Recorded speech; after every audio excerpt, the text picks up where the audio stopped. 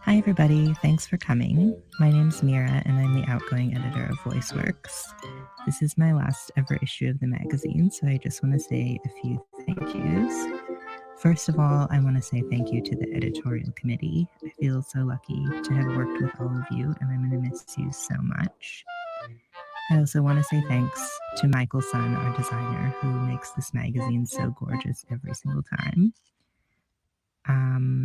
Thank you to the whole Express Media team who have made coming to work, at least before lockdown, so much fun. Thank you to Print Graphics, our printers who make the physical magazine and are so helpful and great all the time. And lastly, I just want to say thank you to Adalia for organizing this amazing launch in Animal Crossing.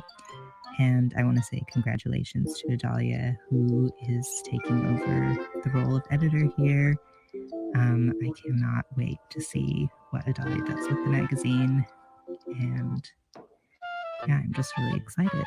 So I think Michael has a speech to give now, and after that we'll have some readings.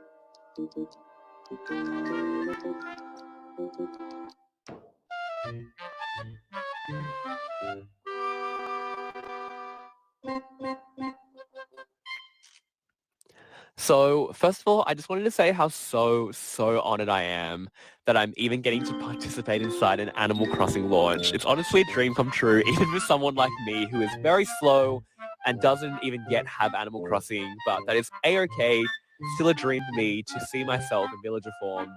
And you know what? I'm having massive Animal Crossing FOMO.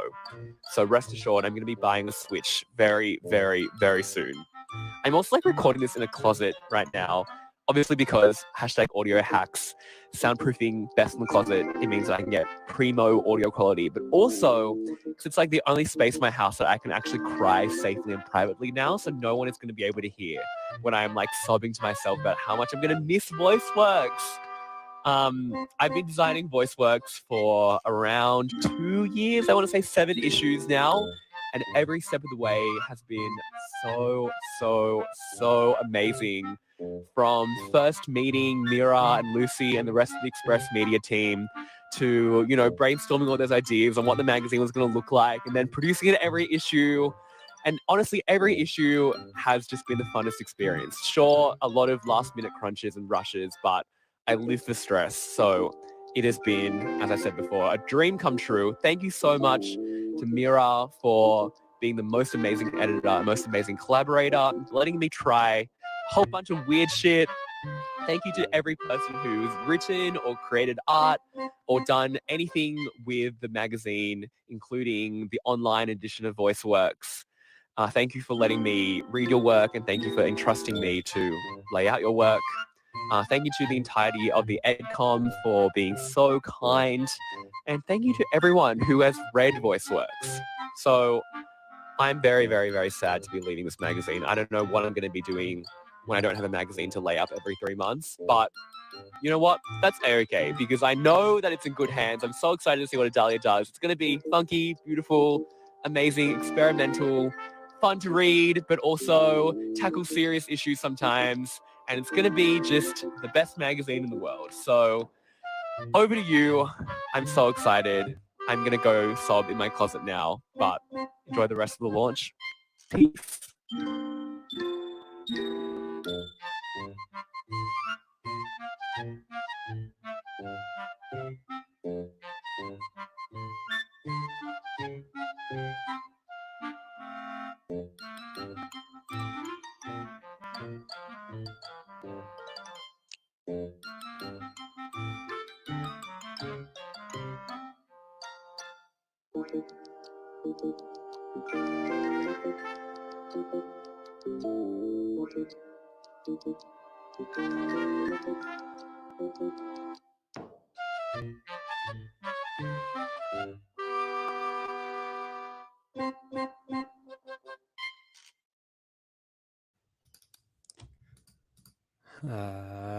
Okay. I'm Angus McDonald. Hi.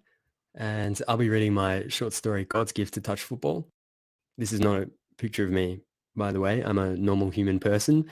I just wanted to do the reading with some light sound effects, but couldn't find a way to make that work with the camera. So please enjoy these weird wiggly lines in lieu of my weird wiggly face. Geez, that's not a great start. It'll be much better when I'm reading off a script, I promise, which I will do now from the last few pages of the story. Okay. You're on the field for less than 20 seconds before finding the ball in your hands. You feel your vision widen. Your conscious thoughts fade away. It's just you and the ball. You sprint forward to within reach of the defense, then stop on a dime. You skip backwards, evading a swiping arm. Whoosh! You skip left, then back right to dodge a defender who flies past you, carried by their own momentum. More opponents close in on you, and so you retreat in a wide, sweeping run towards the touchline. There you see a gap, no more than a meter wide, and in 2 big steps you fire through it, like lightning. You must contort your body to fit through the hole, to twist side on and arch your back and flare your arms out, like a dancer or some kind of electric, superpowered magician. You can't be touched. Touch? No fucking way, you think, and then say. But the toucher stands firm. The referee agrees. Typical. Biased. He's a hack. They're all out to get you. I believe that you think you touched me, you say, quietly, bitterly, and you reluctantly play the ball. You get it straight back, and now, powered by the fossil fuel of injustice, you wind and spin your way past 2 lunging defenders and score a goal. It's beautiful. It's smooth. 7-6. Play resumes. There's very little time to go, and you're still losing. You can't lose. You're really in flow now. You're both hyper-aware and not aware at all. You feel it happening, like a machine performing a task, as if the body is autonomous. This car is driving itself. Touch football is a fast game.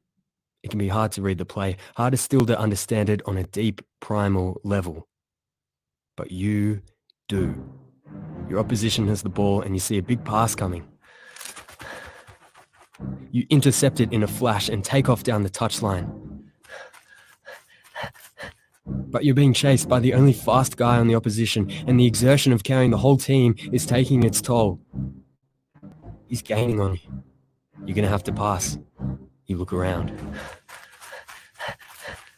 On the other side of the field is a streaking teammate. They're almost on the opposite touchline, 20 meters away, but there's no one in front of them. This is it. The moment.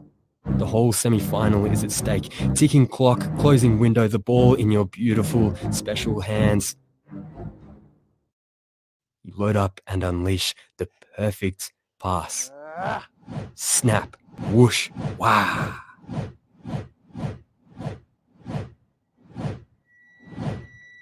And once the ball is let go in its perfect spiral, you realize there is no longer anything you can do but watch, equal parts horrified and hopeful. You snap out of your flow state trance. The ball floats high and slow, and you realize it is quite a beautiful thing you've just done.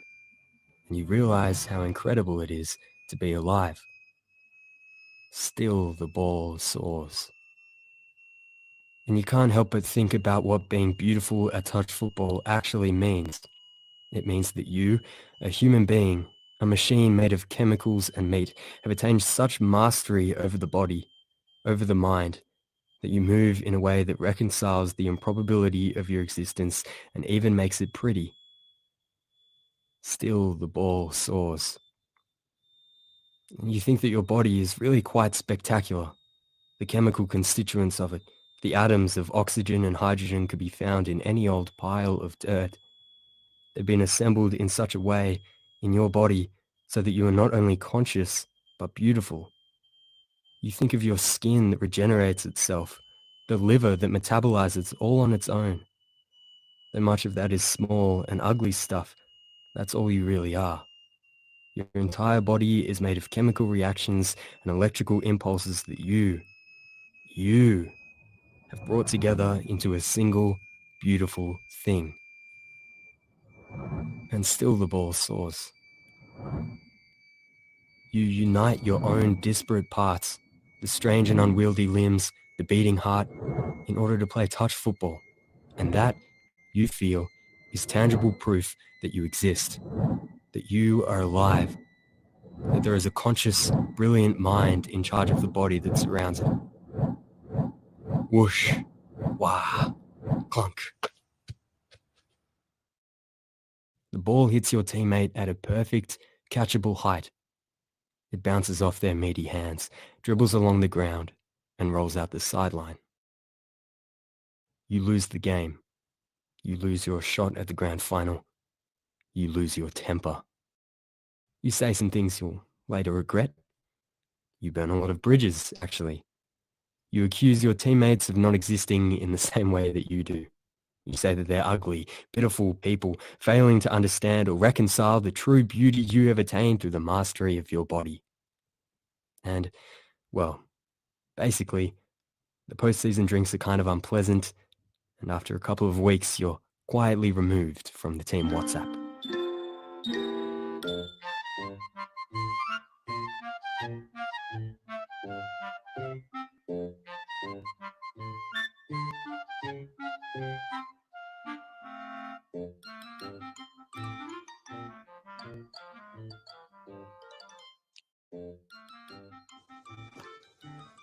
Hello. This is so awkward. I've recorded this like 50 times. Every time it just gets worse. So this will be the last one.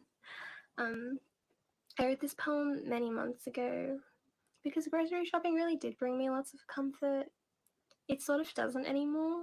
Like, this is the worst time for this poem to be released into the world, but it's here, and I'll read it to you. I wrote at a time when I was writing lots of poems all at once and kind of rapidly, and I remember thinking I just want to write one last poem and I want it to feel natural and as easy as talking. And that was this poem. It's called Ode to Woolworths. After seeing the psychologist, I visit my local grocery store. I leave 1 hour of trauma behind aisles of chip packets and air. Enveloped by artificial lights, its cruel brightness is a vision of unprecedented beauty, still life with rotting mangoes and the soft hum of our small and human lives. I'm sorting through grapefruits, feeling anonymous, while Whitney Houston plays overhead. I stand here for longer than I need to, listening to I Want to Dance with Somebody, decide wild colors of citrus. Anthony says time doesn't exist in supermarkets anyway. He used to work at Aldi and doesn't miss the lack of windows, sitting in a swivel chair, scanning muesli bars, the monotonous beep, beep, beep, beep but I'm more romantic. Maybe it's the pulse of suburban nostalgia, in which everything makes you weepy, like walking to the aisle vaguely named Asian and seeing images of childhood, overpriced and carefully curated, a bricolage of culture. Maybe it's a heart monitor tracking the veins of this city, this Tuesday afternoon, the baby crying in its pram like I am crying by the instant curry. Maybe it's just white noise, the synth beat of a Whitney song, the exhale that says, I'm here, it's fine, everything goes.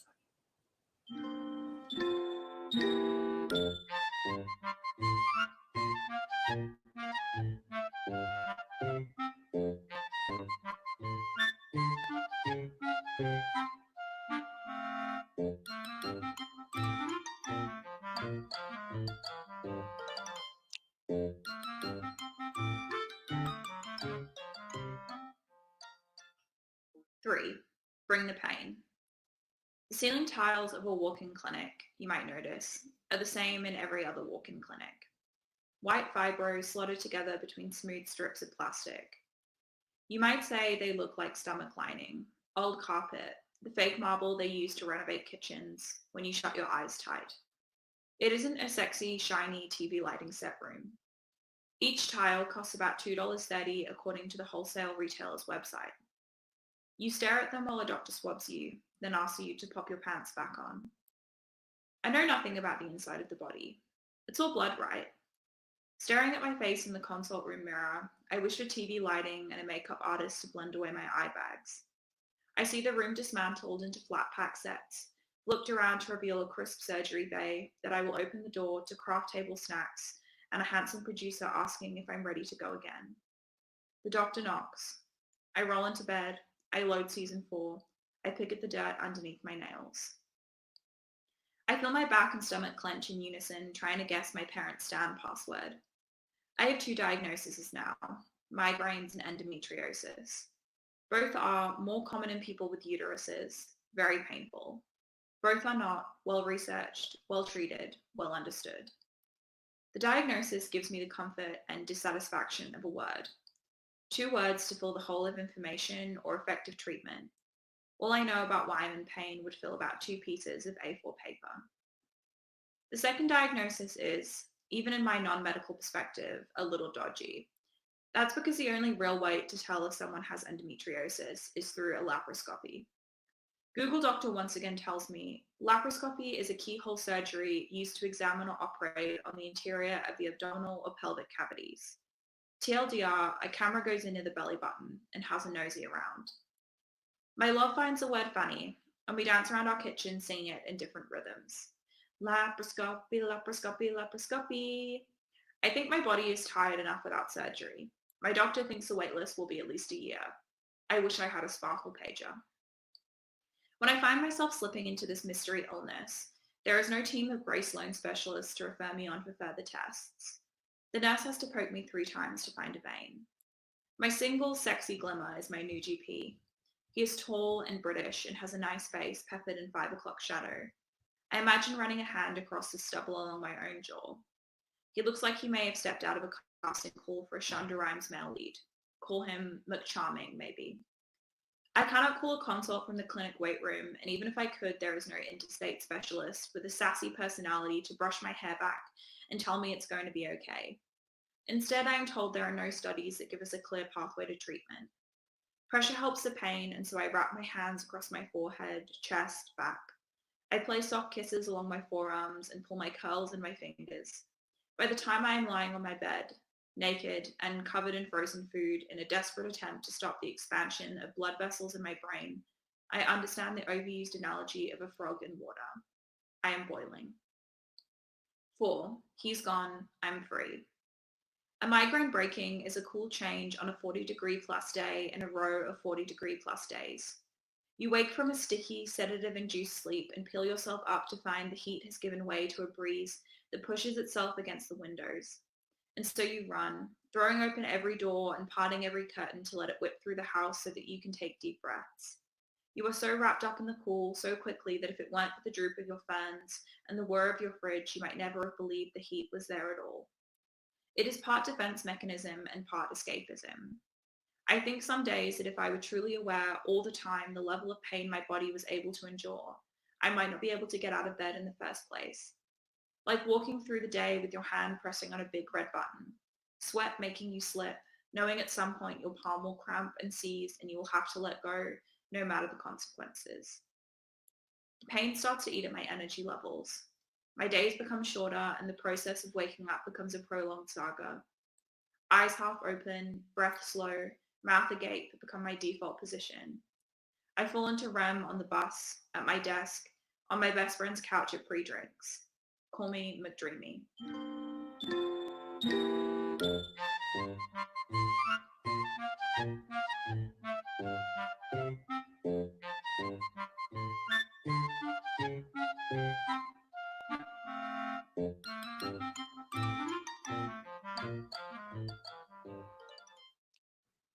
Hi, I'm going to be reading my poem As If et al.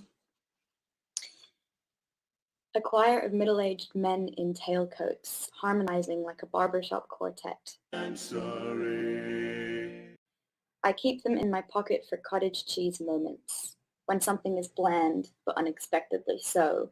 So the meeting of my tongue and a candied macadamia nut. So the first, hey, after a 6-day break. I keep ending up wearing jackets with shallow, shallow pockets not even deep enough for a fist or a phone. The choir doesn't fit. And my right ear rings with the noise of nothing there. It was our lexicon. I'm sorry, just like that.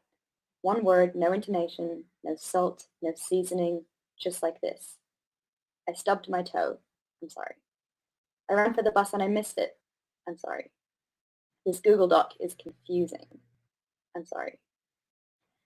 Think of 2 slices of white bread. When a moment is stuffed with nothing, I still make myself taste a little zing. Oh look, did you hear that? They said they'd start a garden that maps my moles with flowers. They'll write me secret messages in soot at the foot of my fireplace. They want to find the warmest wool in the world and learn to knit, etc. If Beirut is home, then at home we have so many words for saying just one thing. We have metwachizni and samehni and asif and suri, just like that, like suri, like the noise in the word soot. But remember, my pockets, they are so shallow and only have room for one choir. And the English language, it is insipid, and its arms are too small for more than one word. Thank you.